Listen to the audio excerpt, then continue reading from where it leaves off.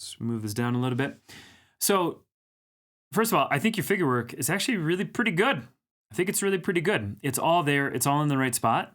One of the things that I will always say is my method for putting together figures is perhaps a little stringent, but I think it helps and might help you just think through things. So real quick, I'm going to go over top of this.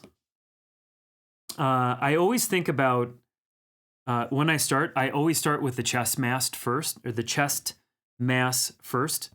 So it could be this. I'm going to switch to a different brush. There's a little bit too much of that. So I like to start with the chest first.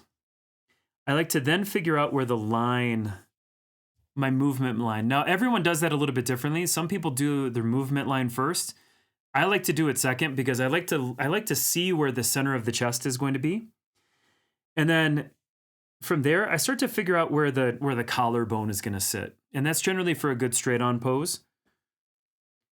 My circle will for the most part go to where the rib cage sits, but it's not a hard fast rule. And then the next thing is I'm generally figuring out where the pelvis is generally sort of a wedge shape or a triangle shape.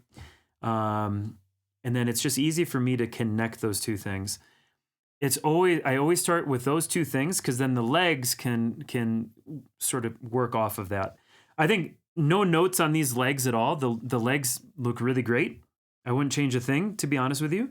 You can increase the size if you wanted. I don't think you need to. But if I was going to do draw over, just because of how I proportion things, I put sort of a kind of a flat, not spherical. Fuck off. I can't think. Sorry, my brain was a little broken there. But I'll try to think about how those shapes are going to overlap. And then same thing now this, we know that this leg is going to be up a little bit higher.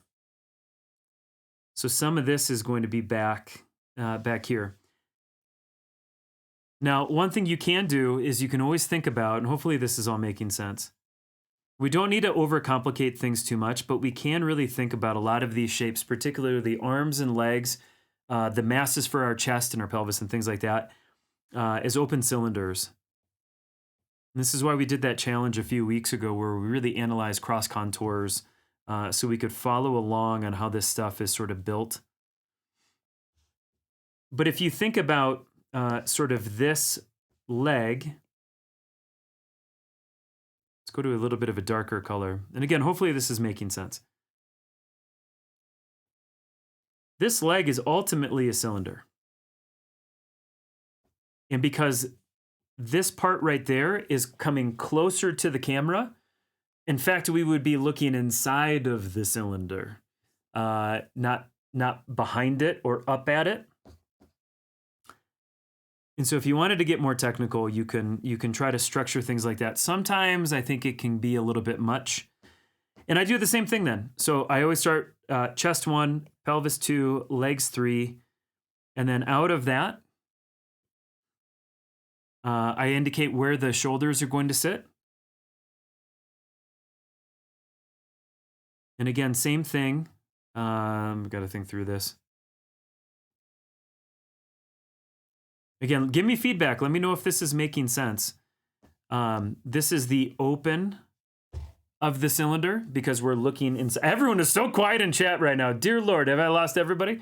We're looking inside of the cylinder because the arm is coming towards us, right?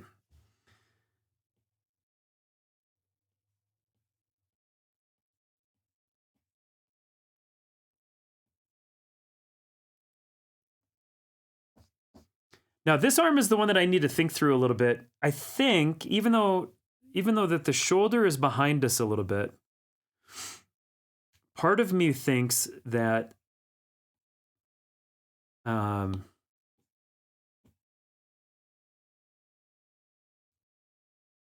don't know. I might need to even look at a little bit of reference on that.